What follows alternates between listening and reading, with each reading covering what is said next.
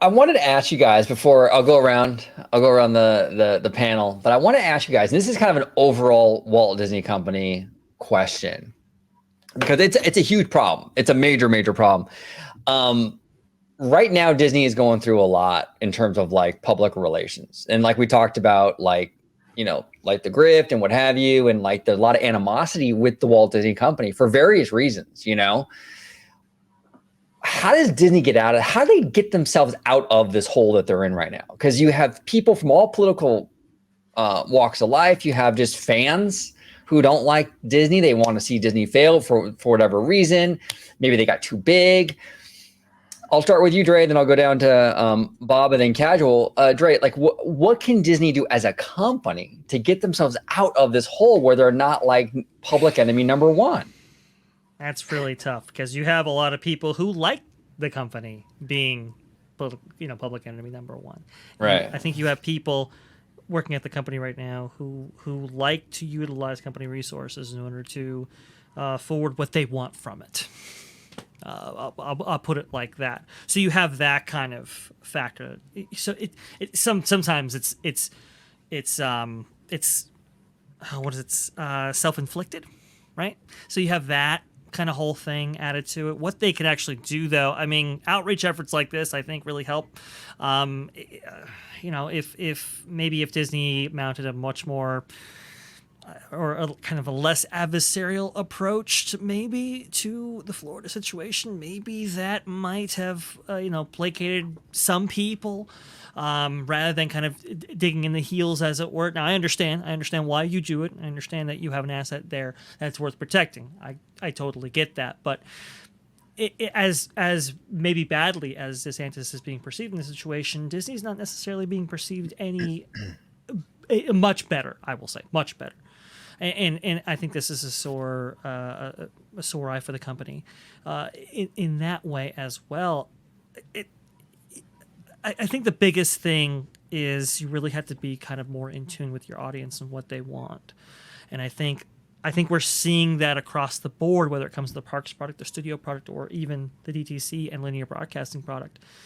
They simply aren't in as well tuned to the audience that they have that they have been most well received by previously, and the emerging audiences coming of age looking to purchase their product. I think there's a disconnect there in that transaction, and that I think really does severely need to be addressed in a substantial way.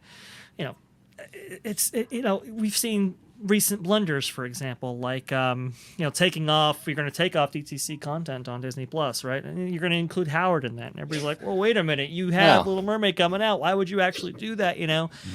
If you were more in tune with your audience, you wouldn't have made that decision, let's say. And that can be extrapolated out to bigger things, like the Nona thing, for instance, right? And how that is perceived externally and internally and so forth. Like I think that disconnect is what's keeping them isolated from their audience. No, that's a great point you brought up, Dre, with the Howard Ashman documentary.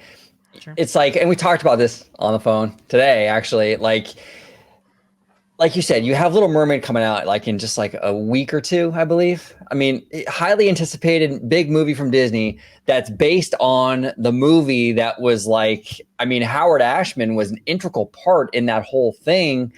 And it's like, you're going to go ahead now and remove his documentary from Disney Plus 2 weeks away from the premiere of the live action, which is supposed to be a celebration of this man's work.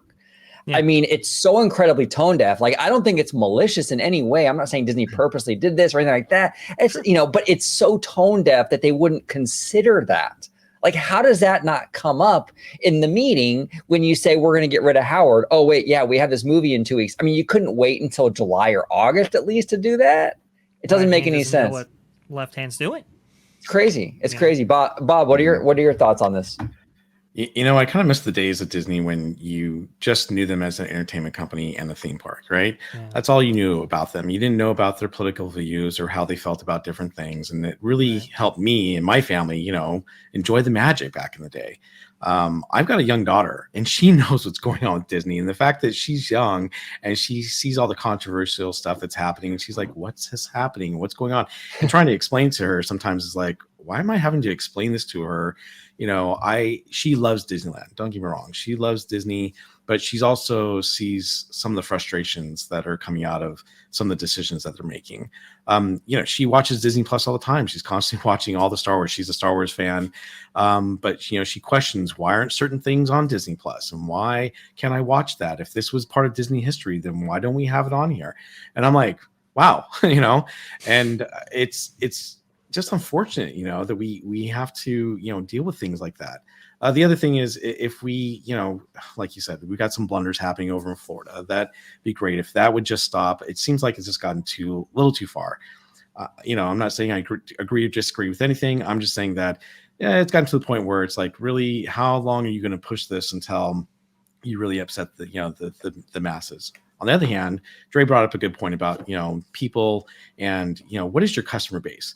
Because sometimes I feel like Disney doesn't think about their customer base. Sometimes I think, with today's society and even with, all the, people who are growing up, a lot of people, not to date myself, but, I'm part of the older group, that went to Disneyland and I'm kind of getting phased out. I wouldn't say phased out. Okay, maybe that's not the right thing. But what I'm trying to say is that you got the new generation coming in and they expect different things than we expected as, kids, right? And even as adults. So I think they're trying to cater to that. But at the same time, they're having a hard time doing it because as soon as they try to cater to something, you're losing part of this other fan base, and vice versa. I mean, we can talk all we want about Splash Mountain, how that's going. I mean, that's just one of those things where it's like, I think that they're trying to make people happy, and they're trying to expand and do new things. I mean, obviously, Disneyland's always going to change. They're always going to do something different. Yeah. But I think they need to think about those things before they actually do them. And as long as they cater to, one side of the community more than the other, then it's just going to, make people upset. So I know they're trying to, roundabout do what they need to do to try to make things, great for everyone. But again, they need to keep out of the limelight on some of the stuff. And I think if they did, it would really make, the magic come back even more. And not that it's gone. It's just that I think that, it would just make the experience of Disney much better for everyone. Well said, Bob. Well said. And like, this is the other thing too, that this is the real problem for Disney. It's the gift and the curse, right? Disney's is a very unique product. It's a very emotional product, right? Like, for example, Universal can close an attraction and build something else. And you might have a few people on Twitter or whatever say, oh, that sucks. I really like the Jaws ride, but okay. But it's not going to be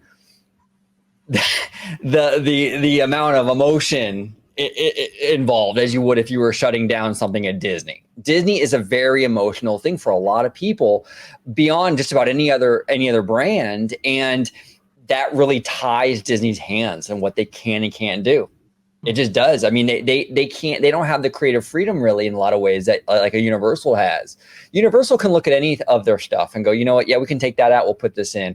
And yet there'll be people that are upset that they took it out, but it's not going to be that same kind of visual, kind of like this emotional response as it is at Disney. So it's tough. And Bob, you hit the nail on the head with that, man. It's generational. So you have people like, Correct. like older guys like us who are like, okay, we like this stuff, but the new kids don't care about it. Like, how do you balance that, right? And you have to change in order to appeal to that upcoming base. I mean, we saw this in the 80s, right? Where Michael Eisner came in and said, he brought his, Brett Eisner to Disneyland, or at least attempted to. And Brett's like, that place is for little kids. It's like, whoa, we have a brand perception problem coming with this emerging generation. We have to change that. And so we got Captain EO, for example. We got Splash Mountain. We got Star Tours. We got some level of investment geared towards that emerging demo right there. In order to capitalize on that, right? So you got to change with the times. The issue, though, is that you don't want to ostracize your already existing fan base to the point where there is brand withdrawal from that segment. And so, like you said, it's a real kind of delicate balancing act. And unfortunately, we live in a very divided time right now, divided amongst generations and divided intergenerationally. So, what you do to appeal to one may not necessarily appeal to the other, but you have to be mindful about how much brand withdrawal that you're actually going to get from one side or the other when you actually do these things. And unfortunately, that's kind of what I'm talking about when being in tune with your audience, because I think if they were, they would understand where they can and cannot go. Right now, I just think they're out of tune, out of touch, and unfortunately, part of that's the California mindset. Part of that's, having people that are isolated, having people that are at the top and in middle management that have limited life experience. You see Ken Potrock and how he came from a very blue collar background, right? And how his ancestry, did whatever they could to put food on the table. And you see how less stinted he is when actually dealing with people because of that background, right? And it kind of understands, value and, what we need to do to kind of bring people in. Unfortunately, you don't have a lot of people like that. And I think that's sorely lacking there from the ranks. Yeah. Well, beautifully said, Ray. And did you say Captain Neo? That's right.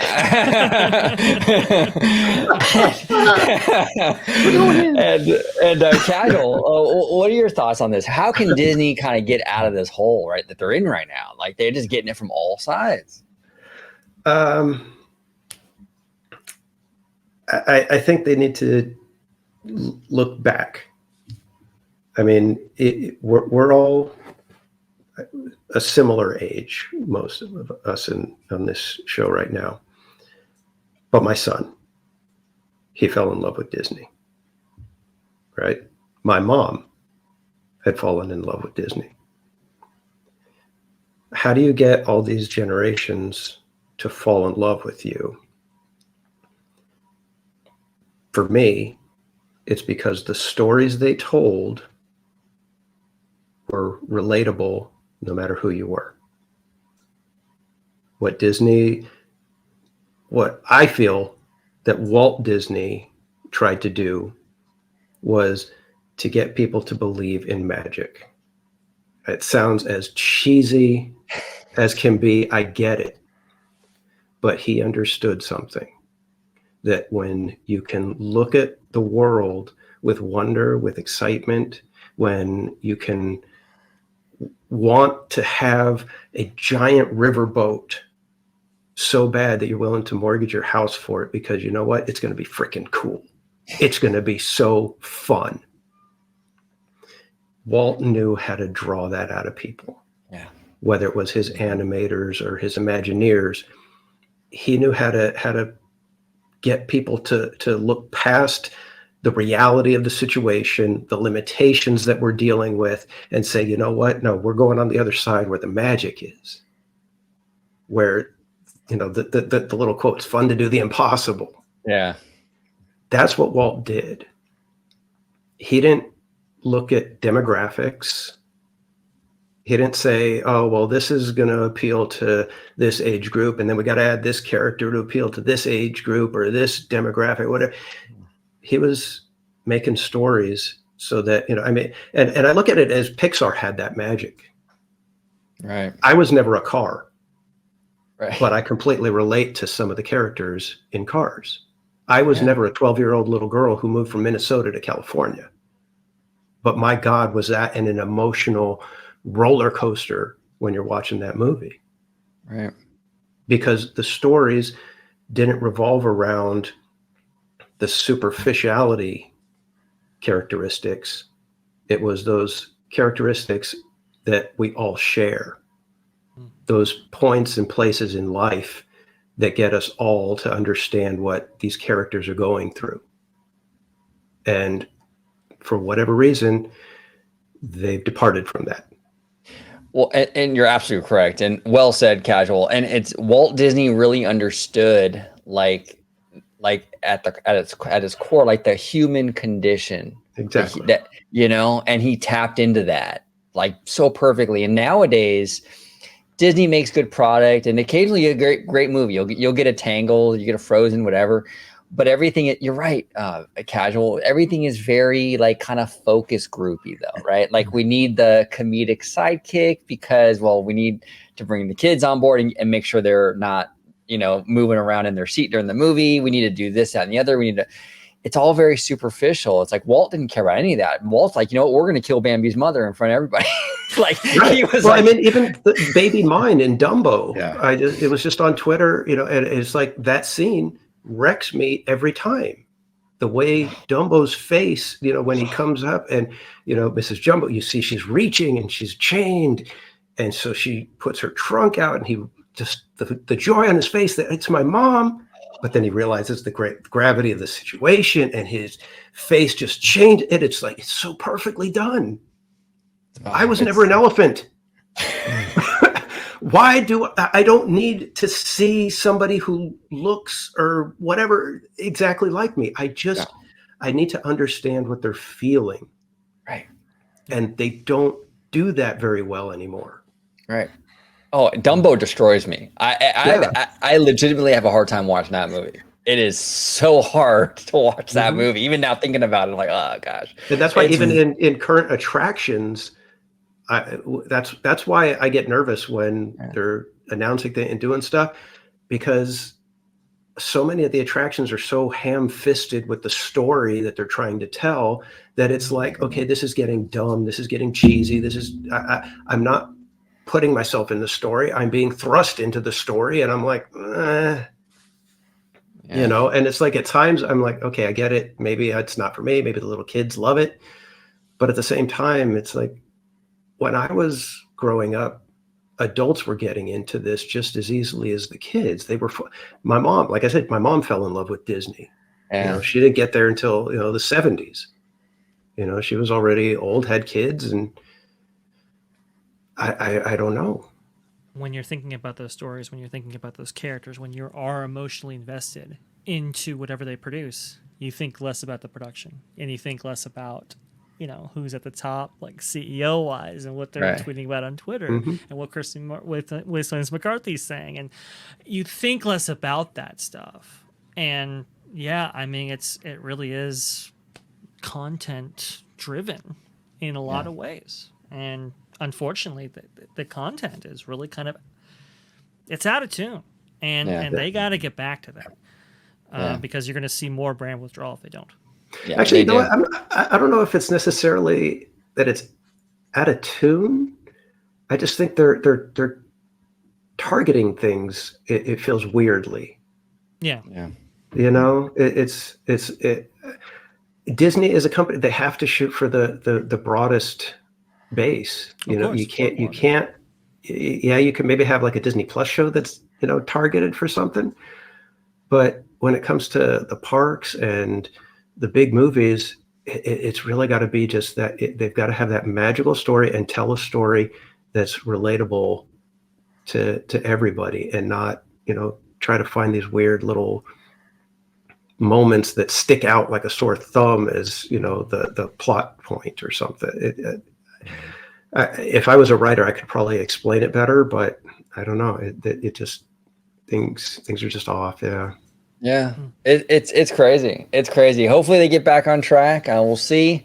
I mean, this is kind of a come to Jesus moment right now for Disney. They're doing that soul search thing. Hopefully they come out of it. We're not going to know the fruits of this soul search for years from now because content takes so long to produce. I mean, the content today, and I've said this so many times, but the content you're seeing today is a product of 2019, even 2018, 2020. You know, these animated films take 3, 4, sometimes 5 years to produce. So it's a long road, but we'll see. But